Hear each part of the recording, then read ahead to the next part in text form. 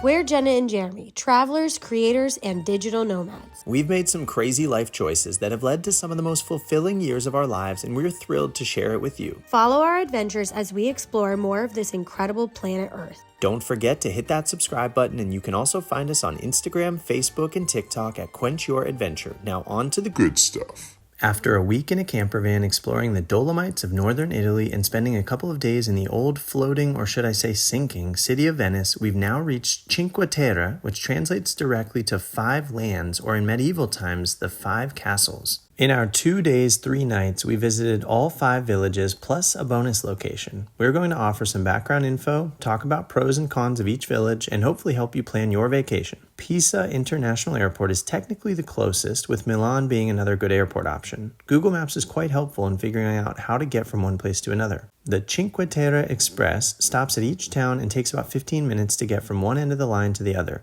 Cinque Terre EU is a website with more information, including the rates for train and hiking passes. You pay to hike because the hillsides surrounding the 5 villages are part of Cinque Terre National Park, which is also a UNESCO World Heritage Site. Cinque Terre dates back to the 11th century. Like other areas along the Tyrrhenian coast, Turkish pirates tried to raid the tiny villages. Bombing and fighting during World War II caused extensive damage to Cinque Terre as well. Thankfully, today it's a safe area to explore. It's a rugged beauty, but it is rugged. In October 2011, torrential rain caused floods and mudslides that killed 9 people and caused tons of damage. It's a very agricultural area, and the predominant crops are grapes and olives. Beginning in the northwest, we have number 1, Montesorro al Mare. The pros: it's mostly flat, way easier to get your luggage to your hotel. Best beach access, and it's sandy. Stay here if that's where you plan to be. Plenty of bars, restaurants, shops, and nightlife. More hotel options. The cons: most visited and busiest. Fully booked hotels. Expensive. On to number 2, Vernazza. The pros: best for hiking the Sentiero Azzurro or Blue Trail. The trail has 4 sections, one to connect each village. Due to landslides, only 2 of those sections are open, 2C and 2D, which go from Corniglia to Vernazza and Vernazza to Montesorro al Mare. Staying here puts you right in the middle, and you can hit the trail without even boarding the train.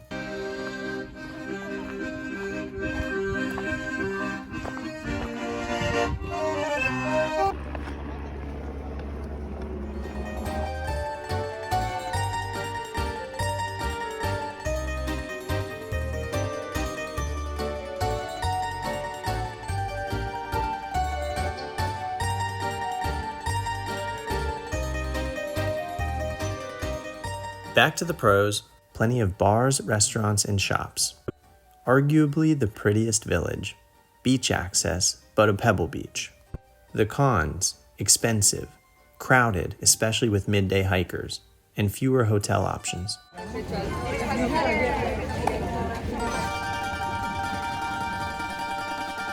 On to number 3, Corniglia. The pros: quiet and least crowded, most affordable, rustic and off the beaten path. The cons: 383 steps from the train up to the village. There's a shuttle bus, but it gets very crowded.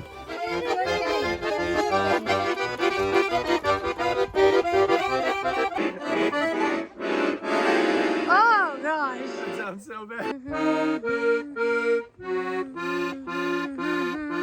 Okay, grazie mille. Hai fatto un foto? Focaccia with salami and cheese, 5 euros. Not on the water. There's technically a beach, but it takes a lot of effort to reach, and it's mostly big rocks and concrete. Gorgeous nonetheless.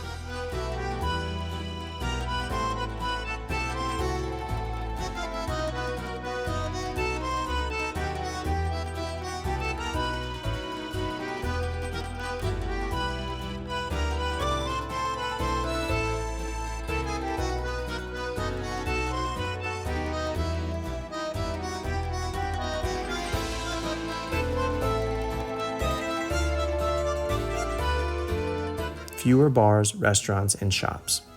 Village number 4, Manarola. Pros: central location, epic views and sunset, a bit quieter, nice swim spot.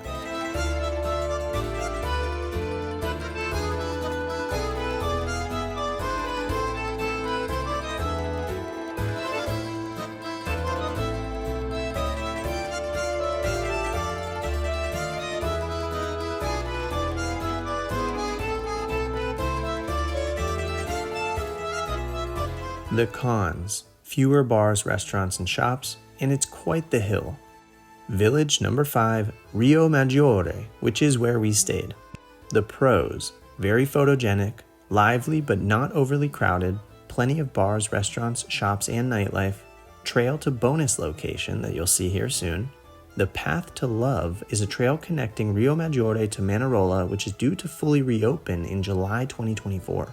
And the cons: further from the Blue Trail, very steep hills and stairs, nightlife could potentially be loud.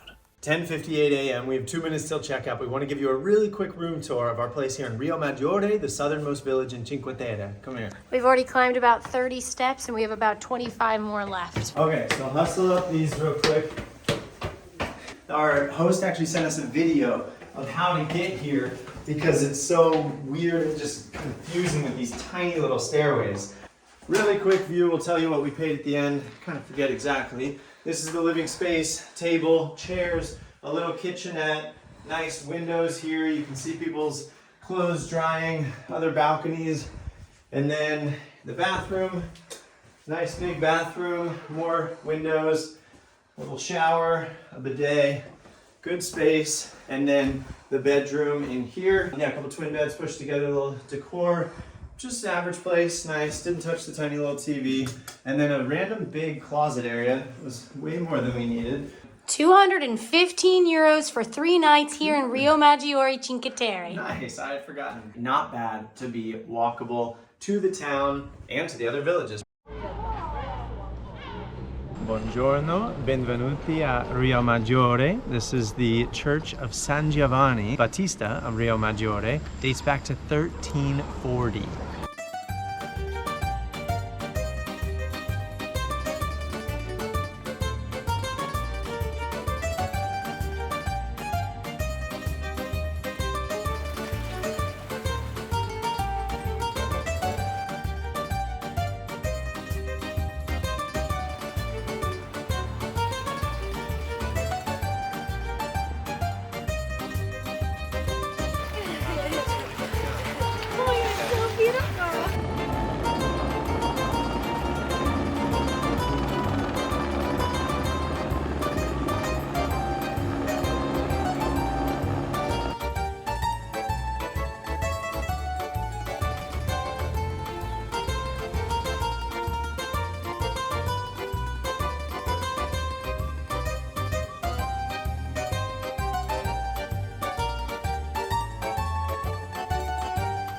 On to our bonus destination. I gotta figure out which way to go, but I do want to show you guys some of these streets because they are really narrow, crazy elevation changes. Oh my gosh. Look at you. Yeah. Bye. A presto, mi amore. See you soon, my love. We are hiking over 8 miles from Riomaggiore to Porto Venere, south along the coast. But apparently it's gonna be a quieter hike, arguably just as beautiful.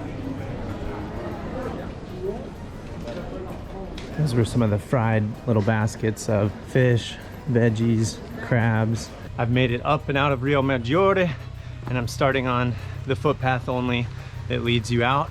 I've got a big climb ahead of me to start this thing off. Plenty rocky and uneven, but it's a nice trail.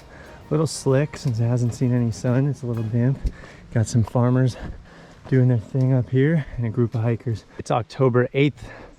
It is in the mid 60s. I'm starting this around, I think, 10:45 in the morning. Here's a fork here. Anyway, should be pretty comfortable. I'm sure I'll be sweating. Already am. Better than being here in midsummer. Lots of falling leaves. I've seen quite a few of these already. They look like, you know, memorial type headstones in a sense. People that have passed. Really nice. There's some beautiful vineyards. Very consistent climbing. 0.9 miles. Mostly all in the shade so far, by the way. Wow. Another view down towards Riomaggiore. So beautiful. The Blue Trail, 2 sections of it are closed. That's from the southernmost town of Riomaggiore, where we're staying, to Manarola. You can still hike between those 2 towns, but it's going to bring you a little more inland, maybe not quite as scenic, and apparently more elevation. For the rest of eternity, we'll continue to have landslides and be under construction. Maybe it'd be worth staying in one of the towns that you can hike from, like Corniglia, Vernazza or Montesorro. You don't have to pay to hike this one. You have to pay to hike that blue trail, $7.50 for a day pass.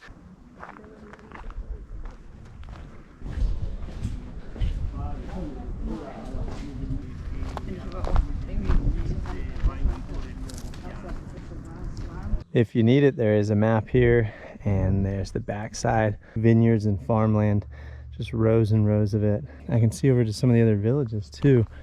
Vernazza down below. I think I can kind of see the edge of Montesorro, and it blows me away. There's clothes hanging on the line here. So like, does someone live here? 2 miles in, and there's gonna be a long section of exposed trail here. I just have this small hat and no sunscreen. Not really worried about it. It's only a couple hours, but reminder for you.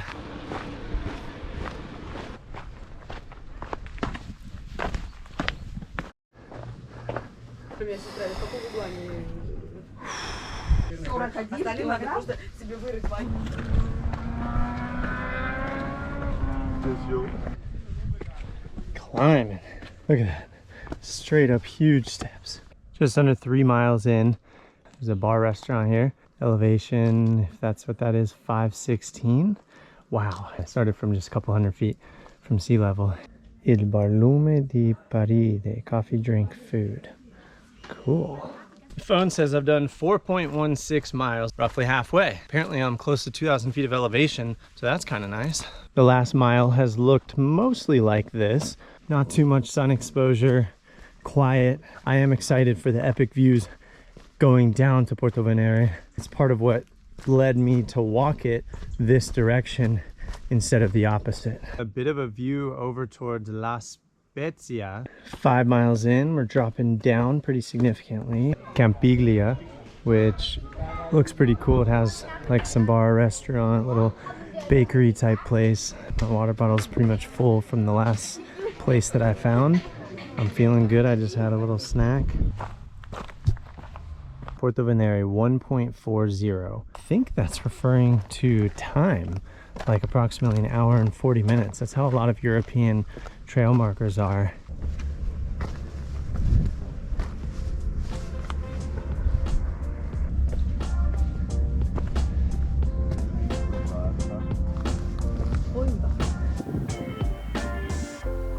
Ciao.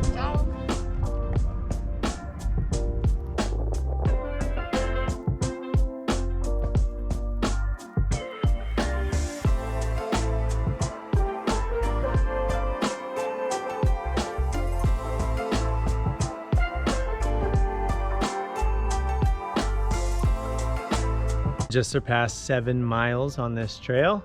Loads of boats out in the water.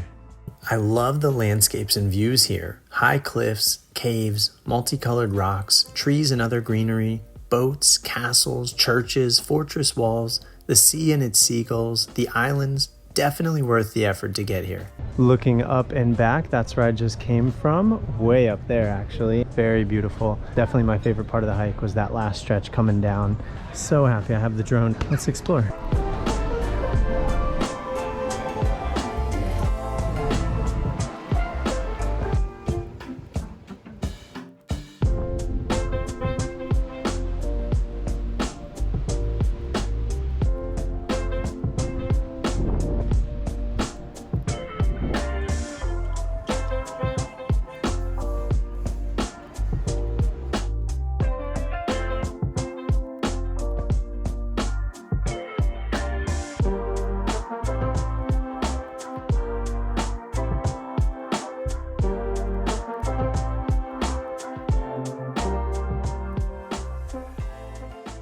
Super steep, really narrow, but we managed.